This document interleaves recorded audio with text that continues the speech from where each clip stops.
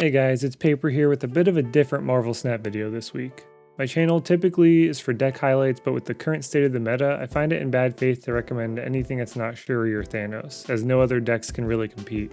My last deck highlight featured this discard deck that I've climbed with so far to 95 this season, however there are some glaring weaknesses and it suffers against the current meta.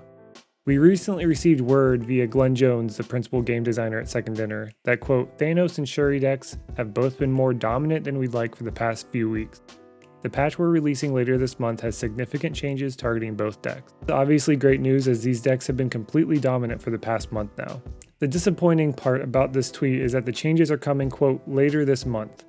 The avoidance of next week sets this patch up to be at the earliest March 21st, which means over half of the season will have passed, with the meta being in a pretty stale state for a lot of players. With this video, I kind of just want to go through some of the changes that I would recommend or some of the changes that I would like to see. It's become a really big topic on my stream, people asking like, oh, what should they do to these cards? What should they do?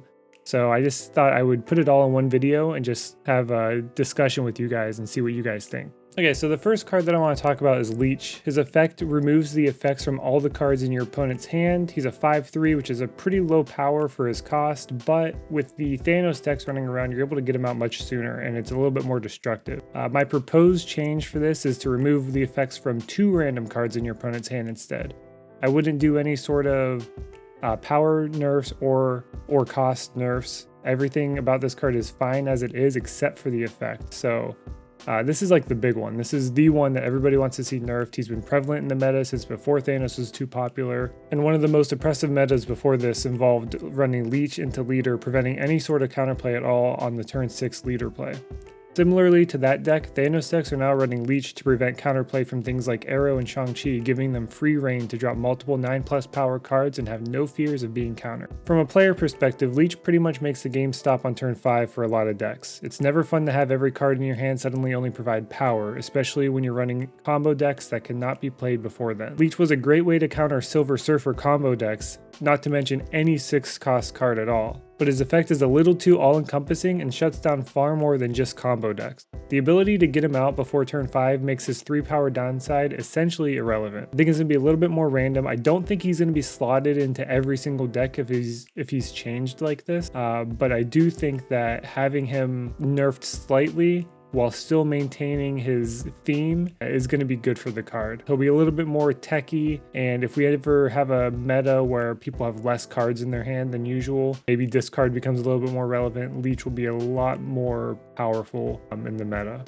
So the next card that I want to talk about is Quinjet. Quinjet is a card that a lot of people think is the activator for the Thanos deck, and I don't disagree to an extent. So what my nerf to Quinjet would actually not be anything to Quinjet itself, it would actually be to the Infinity Stones. So my nerf would be that the Infinity Stones are counted as cards that start in your deck and are not affected by Quinjet's effect. This essentially stops the massive board spam that this deck brings with Lockjaw and the free Infinity Stones. This will also help slow down Thanos decks, helping to keep Leech off the board for a little longer. Quinjet is a great card for the archetypes that it's intended for, with cards like Moon Girl or Agent Coulson. So an overall nerf to this card would negatively affect more than just this one problem deck, as the card generation decks aren't necessarily too strong. Speaking of Infinity Stones, their effects are really great for what they provide to the deck. Running Thanos means you basically don't need to run anything below 3 energy in your deck, since your curve will be rounded out by 1 energy Infinity Stones. Additionally, most of these stones provide effects that are more than 1 energy in any other deck. Time Stone is a 1 energy Psylocke, down from 2.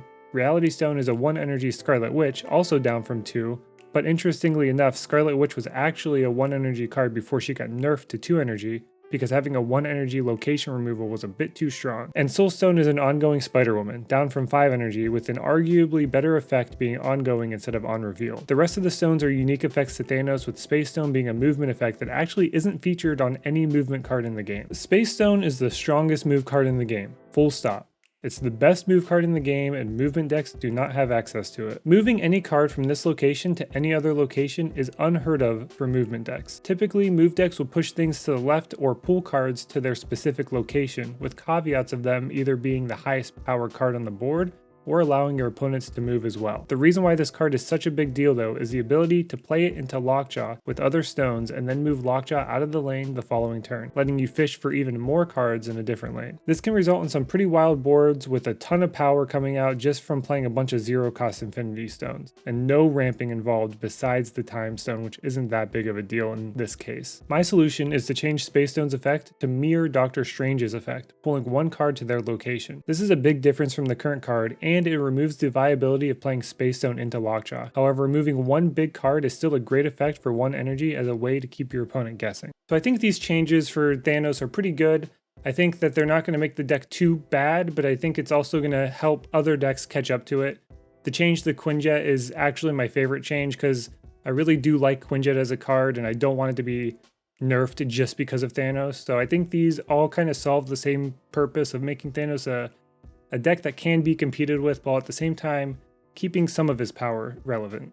The next deck that we're going to talk about is the Shuri deck. So I've got some changes for the Shuri deck that I think will keep it in line and make it a little bit easier to interact with the deck. So my changes for the Shuri deck are mostly to allow interactivity with the deck. I do think Shuri is potentially an issue and she could see a change in the future, but we'll see about that. For now, I think the main problem is the uninteractivity with the deck. I would like to see how Shuri decks perform once they're forced to make decisions. Currently, you can win the game every single game with the same line of any one cost into Armor, into Cosmo in a different lane, Shuri in the Armor lane, Red Skull or another big card in the Cosmo lane, and then Taskmaster in the Armor lane. This makes these two big cards boosted by Shuri uninteractable, and you cannot Shang-Chi them because of Armor and Cosmo. There's just not a lot of interactivity with this deck at the moment, so my change to the deck solely focuses on one card that I've had an issue with since before the Silver Surfer season. So my change is actually to Cosmo. I would actually just make Cosmo a 4-cost card. Currently he's a 3-cost card, so he slots perfectly in that Armor and Shuri in between spot. So this prevents Shuri decks from playing Cosmo before Shuri and having the ability to set up Armor and Cosmo as safe lanes for Shuri's target and Taskmaster on turn 6. Cosmo has been a card that I felt is way too strong for a long time.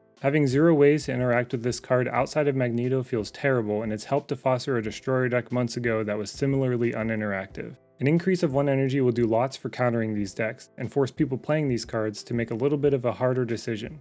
Granted, they can run Zabu, but that's an inclusion of an additional card, it stops them from playing Armor on turn 2, and there's just a lot of good things that will come out of making this +1 energy. Other cards that are good currently are cards like Arrow and She-Hulk.